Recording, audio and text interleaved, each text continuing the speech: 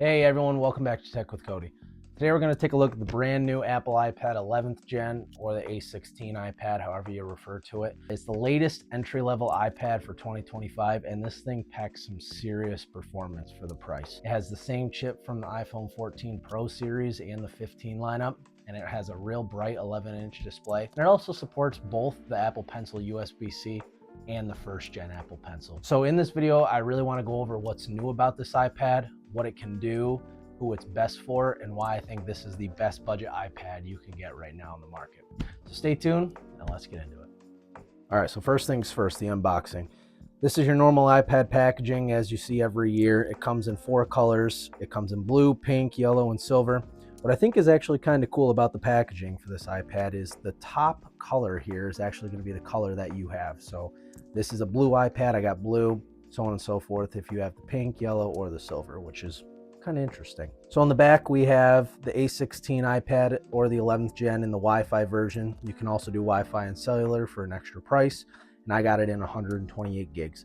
This is the entry-level storage. It goes up from here, but again, I think that's really nice how your entry-level storage is now 128 gigs. So we have your 2 pull tabs. Let's get these off here.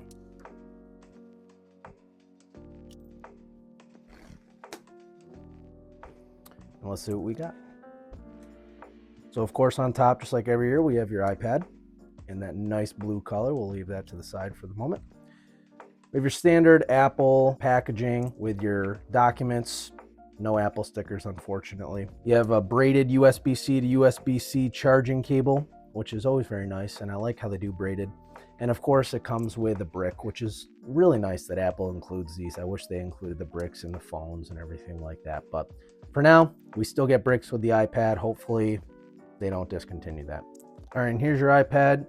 You have the nice packaging, as always.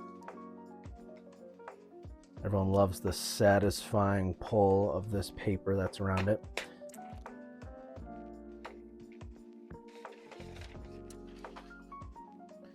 And look at that blue. I really think that they do very well when they design these colors every year. Again, this is in the blue, and I think that it looks very vibrant. It's not really subtle. It may be hard to see on the camera, but in person it looks really vibrant and it looks very nice. You have your USB-C charging, your speakers on the bottom, your speakers on the top, your Touch ID. All right, I'm gonna do a quick setup on the iPad here, and then we'll be back as soon as this iPad's set up. The design of this iPad looks real clean and modern. It has your flat edges, your thin bezels, and some fun color options, again, like blue, pink, yellow, and silver. It definitely fits in right with the rest of the Apple lineup going on earlier this year. And you also get a beautiful 11-inch Liquid Retina display that's bright, sharp, and definitely super colorful. It's perfect if you want to watch some movies or play some games or just browse the web. It's not a promotion display though, like the iPad Pro, so for everyday use, it definitely still looks awesome. The performance is where this iPad will really surprise you. It's powered by Apple's A16 Bionic chip, which is the same one that was used in the iPhone 14 Pro and the iPhone 15 series, which is, to me, pretty impressive for a budget iPad like this.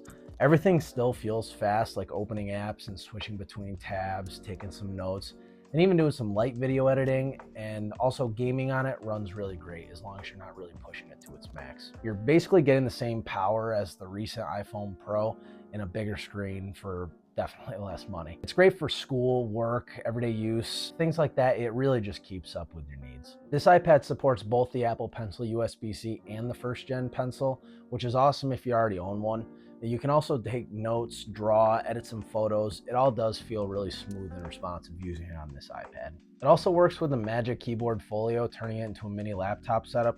So whether you got to write some essays, you want to answer some emails, you're doing a little schoolwork, it's super flexible whether you have the keyboard on or not. It's definitely able to be done. The cameras in this thing are also actually pretty solid. You got a 12 megapixel rear camera, which is great for taking some quick photos or doing some document scanning. And you also get a 12 megapixel front camera, which is also in the landscape orientation, which is also great for doing some video calls. It also has center stage, which automatically keeps you in the frame when you're moving around, which is definitely super handy for doing some FaceTime calls, Zooms, or some online classes. Whether you're on a call or watching a movie, it really does look sharp, and the speakers are actually really good. They're clear, they're balanced, and they're definitely loud enough for watching shows or listening to music without needing headphones, that's for sure. So for the battery life, you get about 10 hours, which is pretty much what we've kind of come to expect with the iPads. It charges again with your USB-C, so you can use the same cable for any of the new iPhones or any of the other Apple products that support USB-C charging, which is definitely really convenient. It's really nice to see that Apple's fading into that USB-C charging lineup. So who should buy this iPad 11th Gen?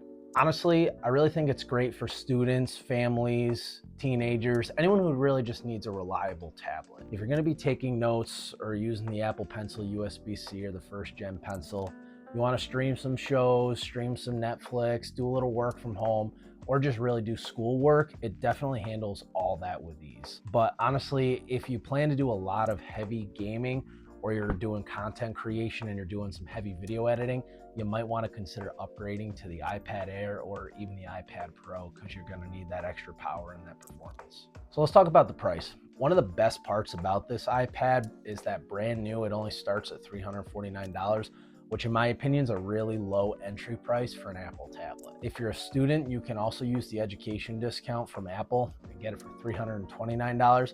Which of course makes it an even better deal. It's also worth checking out other websites like Amazon during the holiday time, especially for some sales or special promotions. Sometimes you can find it even cheaper. I actually picked this tablet up on Amazon and it was only $319. They were just doing a random sale. So it's definitely worth checking out. I'll put a link in the description below for this iPad that I got on Amazon. Again, it was a random sale, so it's definitely worth checking Amazon out as well. And it was brand new. So here's why I think this 11th gen iPad is the best budget iPad in 2025. First, you get a big bright 11-inch display, which absolutely looks amazing. And it's running the A16 chip, so it's fast and it's future-proof, that's for sure. It also supports the USB-C Apple Pencil and the first gen and the Magic Keyboard Folio, so those are all great accessories. And again, the price, $349 if you don't get any discounts for an Apple iPad tablet, it's super worth it. It's also reliable, it's powerful, and it gives most people what they want and what they're gonna use with an iPad without the expensive price. So if you've been thinking about an iPad and you're not sure which one to get, this is definitely a go-to for an entry-level tablet before you get more advanced. Check out the link below, like I said, to see if you can get it on sale. And also, if this video helped you, please make sure to hit that like button and the subscribe button for more tech reviews. And also let me know in the comments. You gonna be grabbing one of these new iPads, or are you gonna save up for the new Air or the Pro? Also, I'll be doing a comparison video between this iPad and the iPad Air to show the similarities and the differences, to see if you're gonna go with this iPad or if you're gonna pay a little extra money and upgrade to the iPad Air. So again, be sure to hit the subscribe button because that video will be coming out very soon. Thanks everyone for watching. I greatly appreciate it as always, and I'll see you on the next one.